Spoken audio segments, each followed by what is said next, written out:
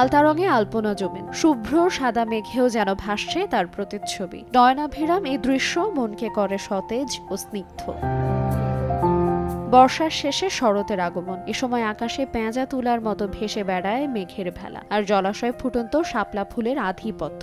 নৌকা চড়ে বিলে এসে শাপলার স্পর্শ নেন কেউ কেউ, অনেকে প্রিয়তমার খোপায় গুঁজে দেন লাল পাপড়ি। প্রকৃতির এমন বৈচিত্র্য উপভোগ করতে প্রতি বছর মৌসুমের এ সময় দূর দূরান্ত থেকে ছুটে আসেন হাজারো মানুষ। সকালবেলা আসছি হাজবেন্ডের সাথে, ছোট বোনকে সাথে নিয়ে। বেশ ভালো লাগতেছে, অনেক ভালো লাগতেছে। প্রকৃতি দেখলে মন ভালো হয়ে যায়, তার জন্য আবার আসছি। শাপলা দেখতে আসছি, এত শাপলা ভাবি নাই। আসে অনেক ভালো লাগতেছে, ছবি তুললাম। এখানে আসতে কোনো সমস্যা হয় না, একদম পুরাতন বাস স্ট্যান্ড থেকে সিএনজি নিলে আর কি ডিরেক্ট এখানে আসা যায়। টাঙ্গাইলের বাসাইলে বিলের শত শত একর জমিতে ফুটে থাকা লাল শাপলা এভাবেই মুগ্ধতা ছড়িয়ে দেয় প্রকৃতি প্রেমীদের মনে।